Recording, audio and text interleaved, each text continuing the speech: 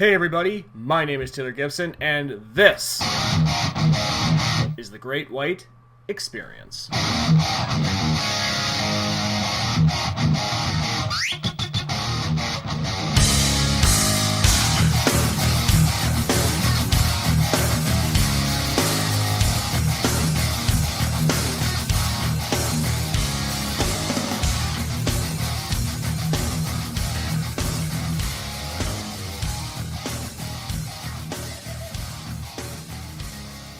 Hey everybody, welcome to the Gr8Wyte Experience, the show where I look at everything and anything of interest. My name is Taylor Gibson. Thank you for listening. I hope everybody had a great holidays and a safe and happy new year. And I am also very excited today because I get to sit down with friend of the show, Mike McFarlane, who is here to record the first episode of 2023 with me. So, Woohoo! yeah. Thanks for having me, pal. Yeah, it's hard to believe. I was thinking about, I think it was back in March, I think it was the last time, because we were talking. Oh, wow. Yeah, I know. Yeah. It feels like a long time ago, but it doesn't at the same time. Like, I don't know about for you, but 2022 feels like it never even happened.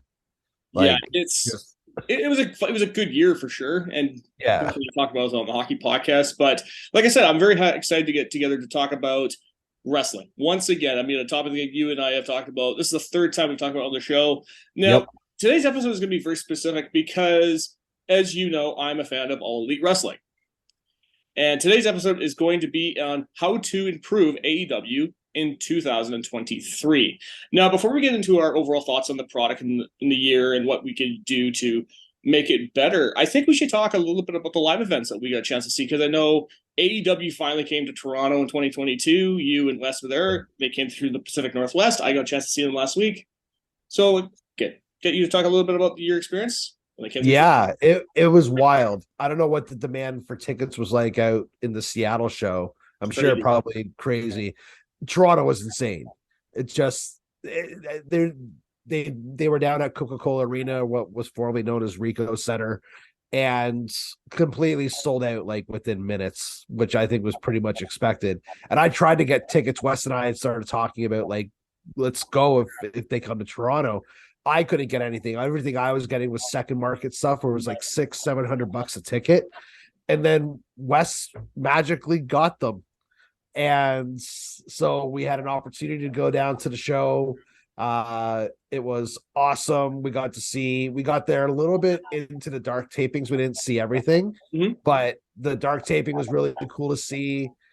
The atmosphere, it reminded me of being a kid going to wrestling shows. Like it felt like that energy was there, which was awesome. The show itself was great. I mean, they had like the hometown with Renee Paquette coming out. Christian got booed to shit about Edge being better. Like, just sorry, I don't know if I'm allowed to swear or not, but but no, well, I'll let you drop the one. Okay, all right. So, but yeah, no, the show was amazing. I think the coolest thing for both Wes and I was after FTR came out, Dax exited like right by us and literally ran up the stairs right beside Wes, where Wes could like finger poke him, like, and Jimmy, because he was celebrating, and it was just like it was like being a kid again. Like I had I think I might have mentioned this to you. The last wrestling show I had been to was the first time WWE came to Toronto at Skydome for Raw. I mean, that was 98. Yeah, and that's now it's 20 back too, man. Now it's 2020. That it was 2022. So just pretty crazy to kind of just relive teenage Mike again. And the quality of the show was great. Like just the atmosphere was great. The crowd was awesome. Orange Cassidy won the All Atlantic, and overall really really really cool experience. Yeah, well, it's funny even when you're talking about your experience seeing them in Toronto. I remember seeing that they're playing out of where the Toronto Marlies play out of, and I'm thinking that's kind of weird. You would think that AEW would have tried to go for. I know it's not known as the Air Canada Center now, but Scotiabank Place or whatever it's called in Toronto. Yeah, part of me thinks they wanted to just validate, like, because where they typically do their shows, I don't think are that big. Like they're not doing WWE style where they go to Scotiabank Arena, they go to Rogers Center out west, they go to like Corel or not Canadian Tire Center in Ottawa, like where they go like the big arena event. They could do it no problem, and it would sell out in minutes. I don't know. Maybe they want to save that for like a pay per view or something like that. I don't know. It'll be interesting for sure. But they could have definitely have sold it out, no problem. Well, WWE has proven in the past that if you do a big pay per view in Toronto, like it's huge. They've Oh done yeah, 2 WrestleManias. I don't know if they've ever done any other pay per views in Toronto, but SummerSlam, I think. did they do SummerSlam? I know they did one of them in Vancouver. I remember that. I can't remember which one that was. That was like in 98 or 99. Yeah, Look I that feel up. like they did SummerSlam within the last 5 years or so. I think. Yeah, but WWE like they run house shows out of where AEW held their first live event. And I know sometimes maybe not as much as they did in the past, but they're not really hitting like they're not hitting SBA, the Scotiabank Arena, like they did in the past where it was no problem. But at the same time, if they run a good show with someone like Kevin Owens coming into town or Roman Reigns or someone big and stuff like that, no problems. No problem selling out anything here. Yeah, well, even go back to your point there. Yeah, I think AEW in the past they have done traditionally they've done more 6,000-7,000 seat arenas, kind of like I guess kind of what ECW did back in the day because they were such a Yep. small promotion. But I do want to talk about really quickly about my experience seeing Dynamite last week in Seattle because again it was one of the first wrestling shows I had ever seen, and even going to the arena, and it's funny because I'm not too sure how familiar you are with Seattle at all. Not But familiar at all. okay, so Climate Pledge Arena, where it was held, it's in such a prime location. It's located maybe not even a mile. Like it's you could see the Seattle Space Needle. Like it's Oh right. wow. It's in such a perfect location, and they have the armory there, which has been built in the '60s.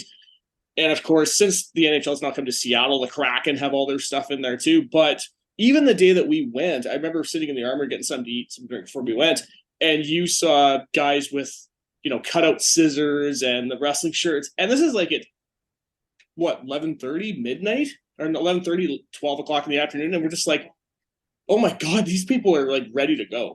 Yeah, oh yeah. Yeah. No, I think if it's a first time town, people are clamoring for it, especially if it's like it's been 2 or 3 years since AEW's kicked around. So no, that's awesome. Like this to see AEW in the wild, I guess. Yeah, but even it was so cool given that it was in Seattle because you had, I guess, Darby Allin's from Seattle. You had Brian Danielson, who's from Aberdeen. You definitely, I think, Swerve Strickland's from Tacoma, so you had a lot of Washington State guys there. But even going there, the crowd was so into it. I've been to like hockey games, I've been to football games. I don't think anything topped that. And it's funny because on TV, of course, they mix it so like you can hear the announcers or whatever. It does not do it justice on TV. I think the one that maybe did it was Jade Cargill. That was the only one because everyone was just sitting on their hands. It was just like, okay, like wrap it up. Yeah. No, I was gonna say like the crowd sounded ridiculous, at least for me, like on cross TV and like, and I tend to scroll Reddit during AEW as well, and like same people, everyone was just like, this is like the hottest crowd AEW's had outside of a pay per view. Oh, it was insane. Like it really was insane. I can't do it justice just sitting in the arena with thousands of people everywhere, and they're so excited. And of course, Darby Allin beat Samoa Joe for the TNT title. Ricky Starks beat Jericho, the Acclaimed. Adam Page came back. But even that, even like prior to this, I mean, they had Dark Evolution or Elevation. Sorry, I don't know. I'm still half asleep. It's all right. But anyway, it's a long day. But anyway, yeah. So they did Dark, and the typical Dark guys would come out and whatever. And it's like, okay, cool. Like I knew who that guy is. I knew who that guy is. But it was like, and then you see like Matt Hardy came out, and then you had the Best Friends came out, and Danhausen came out, and the best comment was somebody suck his Dan. I don't know if you've ever seen the episode of The Simpsons where Homer he gained 61 pounds so he can work from home. Yes. And he had like the moo and the hat. Yes. And Danhausen came out dressed like that. the guy behind me, and I didn't put two and two together. The guy behind me goes, "Hey, you know, Dan Hazard looks like that episode of The Simpsons when Homer got really fat." And I'll have to find a picture of that. That my sounds hilarious. girlfriend and I were sitting there, and she looks at me, and I look at her, and I'm like, I can't unsee that now. That's true. That's probably exactly what he was going for. Oh, 100%. But then, of course, That's right at the awesome. end of Dark, you had the best friends and all that stuff, and they were trying to build up for, I guess, Rampage, which was going to be in Portland. Orange Cassidy comes out, and we're just like, oh my god, it was amazing. Awesome. Awesome. Yeah, I love it's just he's I like seeing the enthusiasm in your face with just like it's that's the fun thing about wrestling, man. Like it's so surreal, it's real. Like it's awesome that way, especially live event wrestling. It's just nothing beats it. Really doesn't, man. I really hope AEW does more shows up in the Northwest because it's such a good time to go see it. And hell, I'd go back and no problem. I'll make the Well, trip to and Seattle. you got to see the intro of the whole new set, the new Yep. lighting, the new look and feel. What did that come across as in the arena? You know what? I think it was fairly positive in the arena. I think there were some people who said like, you know, it kind of reminds me of like American Gladiator or something. And Yeah. I saw it and I'm like, it was all right. I mean, it wasn't anything to write home about, but it was just like, it's okay. Okay. No, that was just I was curious just because like I saw obviously the old set with the tunnels and everything Mm-hmm. in Toronto, and I thought that was really cool. Just especially given the proximity where Wes and I were sitting, which was pretty much right beside the entrance stage. Mm-hmm. Um, and the new look and feel definitely came across elevated on TV. Like it looked yeah, like it does remind me of American Gladiators. It's blue and red and all of that, but definitely a step up from what they had before. Yeah, I mean, I don't know how you feel about the tunnels, but I kind of dug it. It was a very interesting look for sure. It's a very old school thing, like to have a face and heel tunnel, which they're still kind of doing. Like they have people coming out on each side of the screens now, I guess. But yeah, there was something definitely unique about that. Like it felt like more old school classic wrestling. Yeah. So let's move away to talk about the live events and just get our overall thoughts on AEW in 2022 because I feel that despite the good that AEW had going for them this year, that this past year it is mostly looked back in a negative light with the drama between the Elite and CM Punk, MJF Yep. walking out, the injuries to the roster. Overall, I mean, when you look back on AEW in 2022, like what is your honest thoughts on the product? So many things happened in a domino effect that I can't blame I can't just blame bad booking. Like I think there was just some scenarios like the whole Punk and Elite thing. Like I think that threw off potentially FTR aligning with CM Punk and then doing Elite versus CM Punk and FTR. I think there was some other stuff with the title, obviously, because Moxley won it briefly, I guess, again. But yeah, like I think just with all the weird injuries that happened, it just didn't feel cohesive. And that's usually what like first second year AEW Mm-hmm. storylines, like you could tell like everything with like Adam Page and stuff like that has just been like that's the most long-term storytelling I think I've ever seen, and it all just works so well and they're so good with making everyone kind of feel like they're important within the show. Now they've just got so many bodies and they don't have enough TV time Yeah. to do everything. So I think, yeah, I think between bad injuries, maybe overhiring, some weird and long drawn out storylines like with Jericho Appreciation Society and Blackpool Combat Club, like, yeah, it didn't feel as smooth as the previous years, which is interesting because you would think in the early years it'd be kind of rocky, but no, I think this was definitely a growing pain year for them. Yeah, I think with some of the storylines that they did have, I do feel that the injuries really, really did hurt AEW. But the thing is that when you really look at it, like the people who were still healthy on the roster, it didn't seem like they had a clear idea of what exactly they wanted to do with them. Yep. As the year went on. I mean, think about it. Britt Baker was just kind of there. Moxley was kind of there. The only big storylines that I can think of that was really good was the feud between Jungle Boy and Luchasaurus. Yeah. Yeah, that was I like they both come out looking awesome. Yeah. Like just like as performers. And I got to see Jungle Boy Luchasaurus in Toronto. And it's like it's your David and Goliath fighting, but their styles just work so well together. And they just Jungle Boy's good at fighting big guys, and we're gonna see that with Big Will, whatever his name is, or Big or whatever, Big Bob or something. Um no, but that was definitely a good storyline. Definitely a good storyline. It was. And AEW, like I said, outside of the negatives that they had going for them, I look at like you had guys like Ricky Starks really getting a big push and becoming a big star. MJF finally winning the world title. The whole thing with the Acclaim getting seriously over with everybody. I mean, as much as people can scoff at the Scissor Me Daddy stuff, it works. Like you got to admit, it works, especially in an arena of 16,000 people.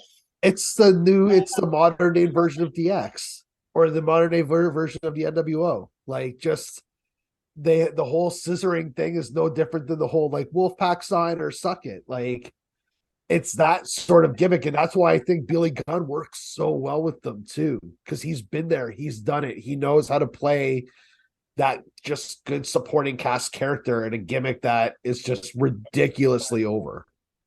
Yeah, well, even the New Age Outlaws too, right? I mean, given Billy Gunn was on that too, but I think for me, and I was trying to look back on the year of like when exactly the wheel started to fall off. I think it was late spring, like heading into the summer, because you had MJF who totally blew up on TV and was calling Tony Khan a mark and all that stuff. But it was just like after that, it was like everybody was just spinning their tires because it's like, okay, well, we have this giant roster. What exactly do we do with them?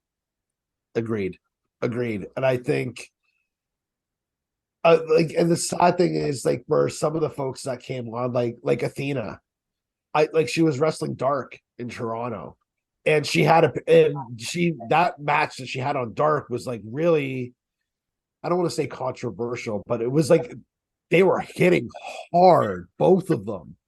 And that seems to be like Athena's new thing, which is like it's not just this very kind of athletic wrestler. Like she's kicking the poop out of people now. Yeah. Kind of like a Moxley or kind of like a Danielson. Like it's that sort of fighter. And the women's division isn't bad, but folks like her should be so much further up and so much more present in regular programming on TV.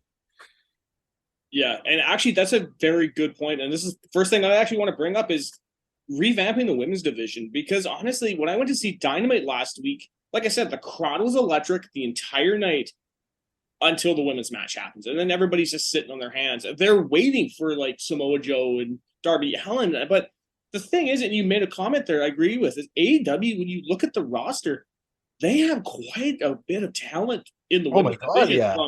From Britt Baker to Tony Storm, Jamie Hayter, Thunder Rosa, hell, even with the new hire of Sasha Banks from WWE. I mean, you have an entire roster of women on this company who's very good and very talented, but now it's okay, well, what do you do with them now? Because they're not developing interesting storylines. No, they're not. And I know that they've tried, like Britt Baker was probably the last woman to have like a very not major storyline to be like super over with the crowd until she wasn't. And then like Thunder Rosa was super over with the crowd until she wasn't. Jade winning every week is, I guess, still kind of impressive, but like I don't feel like it's over. Even seeing it live, you just sort of saw fans are going, yeah, who cares? Yeah, so like I don't know. Yeah, I think to your point, I don't know what they need to do. Like Jamie Hayter is phenomenal. Mm-hmm. Sheeta is phenomenal. Like if she can wrestle how she wrestles out in Japan in AEW, holy, like just amazing. But yeah, like like there's a revamp, but I don't know what the revamp is. Like it's just, I think they need more time. They don't like they always get the 9:30 to 9:45 slot on TV. Yeah. Always. And it's just like you're filler. Cause you're it just, I don't know. It doesn't do it justice for the amount of talent that they have. Yeah, it's the piss break match. Mhm. That's all it is. It's the time of the show when you can be like, okay, well, I can get up and use the washer or go get some eat in the arena or do whatever, right? Yeah, before the main event. Exactly. Now, I'm going to throw it over to you, Mike. Like, what's your first idea you would have with improving AEW this coming year? I think I don't want them to add a third hour to Dynamite. I'd rather see another hour added to Rampage. Yeah. And maybe like I don't want to do like a brand split, like where Rampage is its own entity and like Dynamite is. They kind of have that feel right now anyway with who typically wrestles on each show, but like getting more time for folks like Kip Sabian, for hell Miro, like he's just been away. Like I know he's been hurt too, but like or like House of Black, more time for them. Like I don't know. I don't think people would be upset if an additional hour of AEW TV came on at some point. And I think that would potentially help solve a lot of things. Outside of that, just the direction that they like the show that you went to, it felt like a fresh start. Mm-hmm. It feels like Ricky Starks is a bona fide star. It feels like MJF is a bona fide star. Having the elite back just feels more right again. I saw someone post on Reddit that show. There were so many people missing, but it didn't matter. Yeah. Like it's just if they can find that balance of just rotating people week after week, it's going to solve a lot of the like just weird and odd storylines that seem to pop out every once in a while.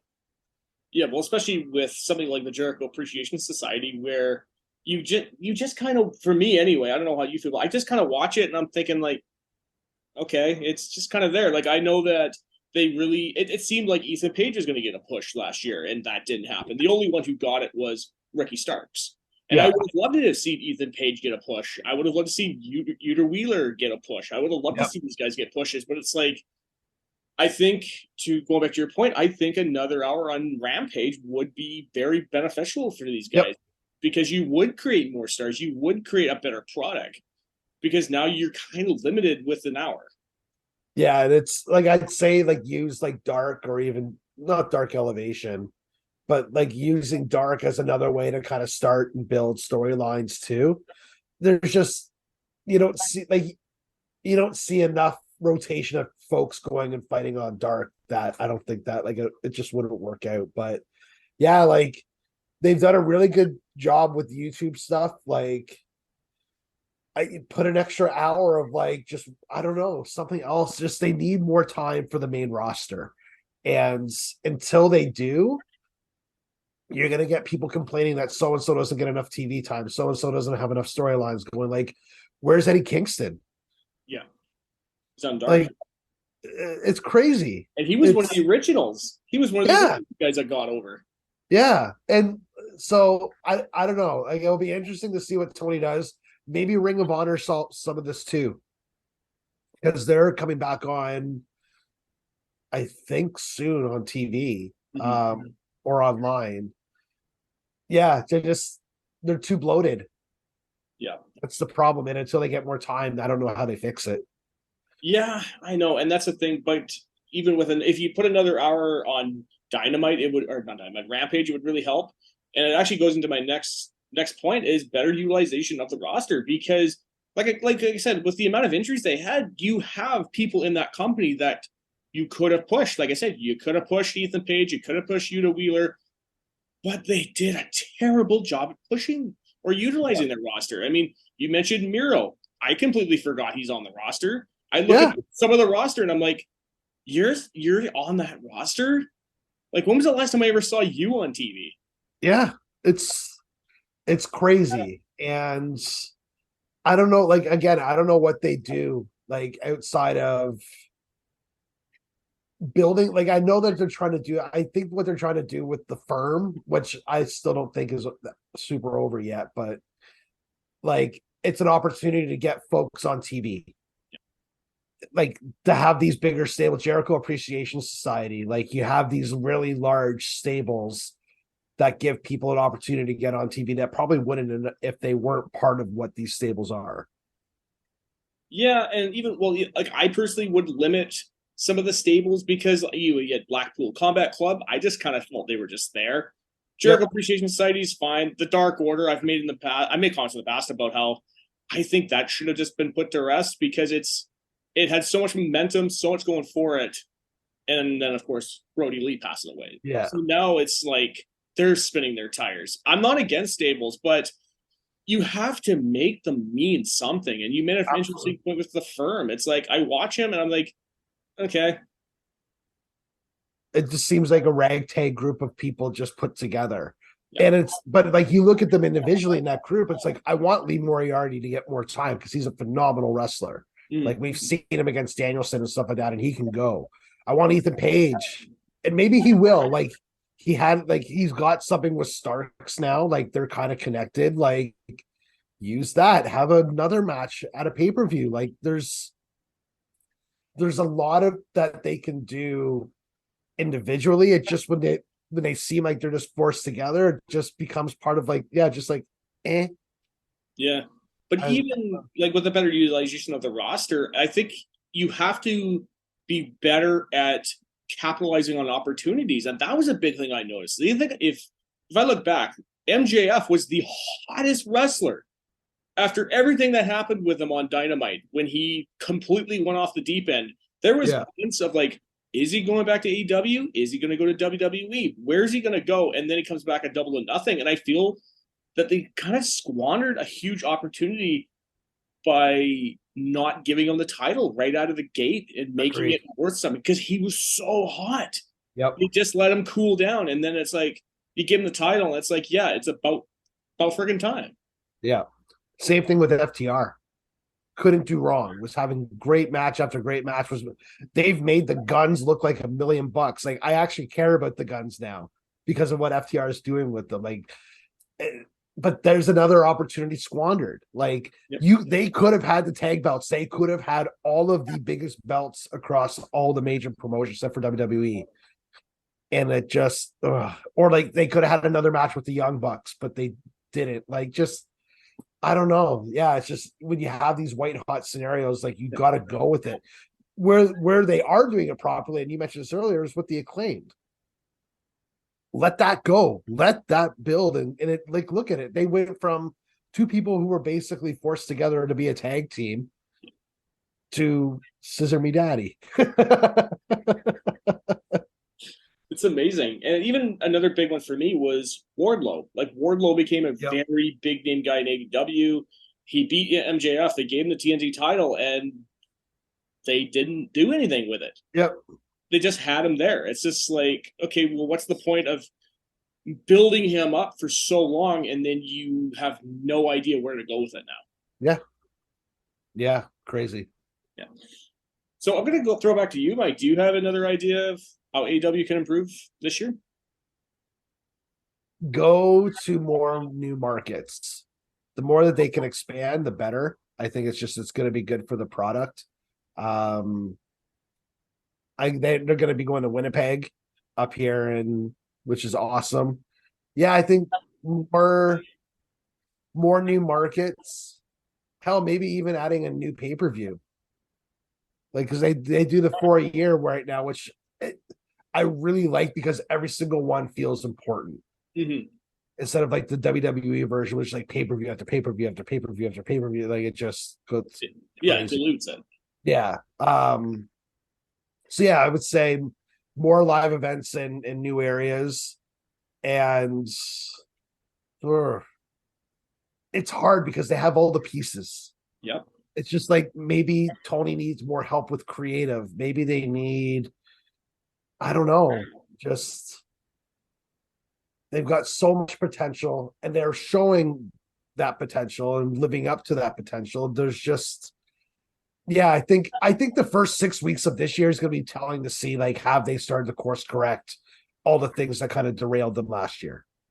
Yeah, and you look at even a lot from the card last week and even for this week, you look at the cards and you're like, okay, that's going to be entertaining to watch. For Whether or sure. not it's going to be good is another story, right? Because you don't Right. know. You could have the best card in the world on paper. It's how they execute it. Exactly. Agreed. 100%. Now, another idea for me I want to throw in here for 2023 is I would like to see a feud between House of Black and the Acclaimed. That I would be cool. That would have like old school DX ministry vibes from like 96, 97 Raw. And I think it would just elevate the Acclaimed for sure. And it would just show a completely different side of House of Black, I think, too. To go like against like a team that's just like funny and all that sort of stuff to this like really serious stable. I don't know. That would be pretty unique. It would be very unique, but even when I saw them live, you can tell House of Black is over. Oh, big time. They were like, for myself, they just kind of seemed like a team that was, I don't want to say super over. You can tell like people liked them for sure, but it was more of a, okay, are they the main team? Are they really who we want to push? And then you see at the end of the year where Malachi Black came back, and now all of a sudden you're seeing House of Black as one of the hotter teams in the company. And I feel like them and the Acclaimed, if they did it at say Double or Nothing, that would be an amazing Yep. match. Yep. And do like some like weird like dark stipulation too, like I don't know, like a casket match or like something like that that just I don't know, that would be super cool, super cool. One thing I saw on Reddit, someone said like what would get the biggest pop this year ever. Say if the elite win the trios title and they do a celebration and the lights go off, and then all of a sudden you hear Big E come in and say whatever town they're in and like say something about AEW. But just the idea that maybe this year we could get something between New Day and the Elite in some way, shape, or form, because that's always been fun. Yeah, and even like I really have always liked the New Day in WWE. I thought they were kind of like the Acclaim. They were just kind of a goofy tag team. Yeah, They had a very interesting gimmick to them, and it's like, okay, yeah, it's fun and cool and whatever you want to call it, right? It's entertaining. yeah, man, for sure. Yeah. Another big one for me, and I know I've already mentioned Ricky Starks, but a Ricky Starks world title shot against MJF. Yep, yep. Do they have a background together?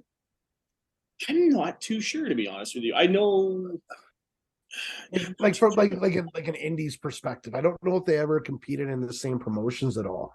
yeah, I'm not sure. I'm not But too yeah, sure. like I want to see more homegrown talent matches like that.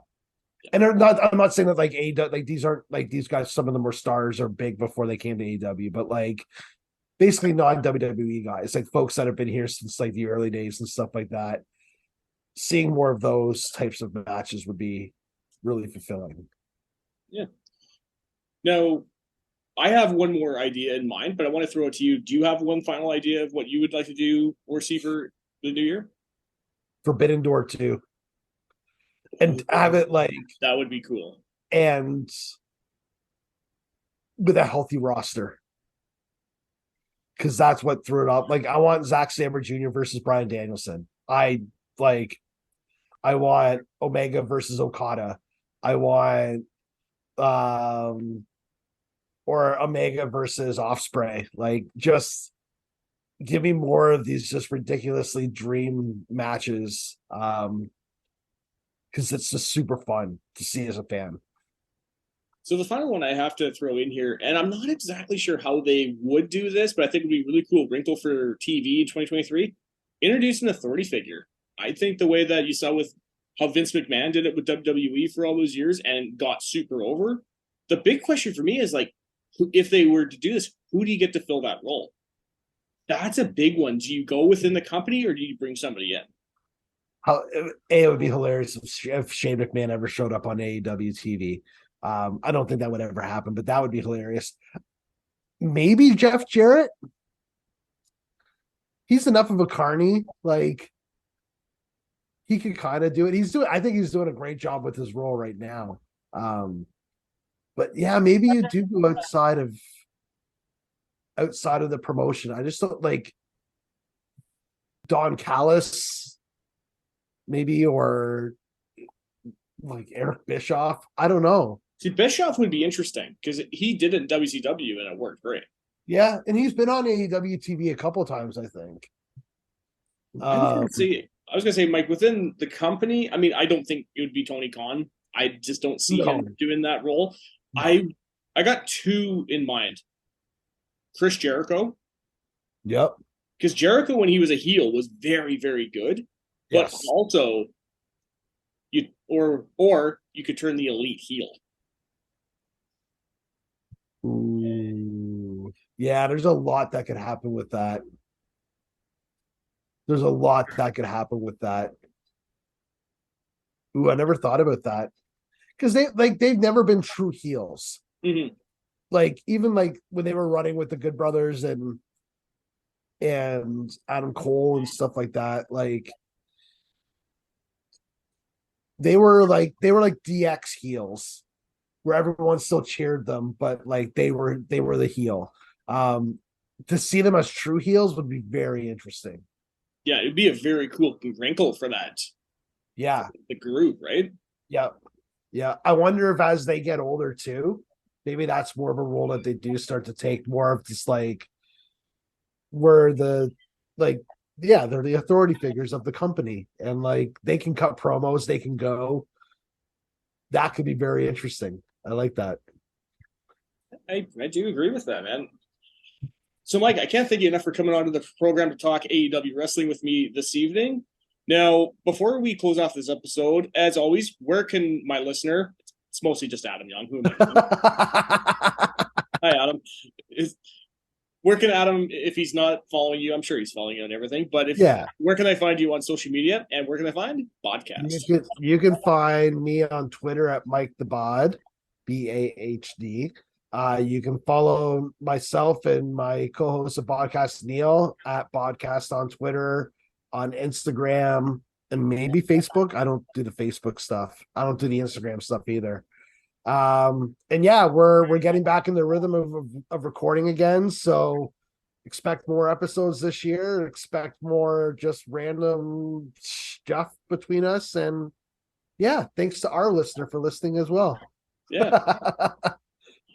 Well, that wraps up this episode of the Gr8Wyte Experience. Just a reminder, you can find the show on YouTube and on Twitter at Gr8Wyte Pod, as well as myself at Gr8Wyte Gipster. For this episode, I am your host, Taylor Gibson, and I will see you next time.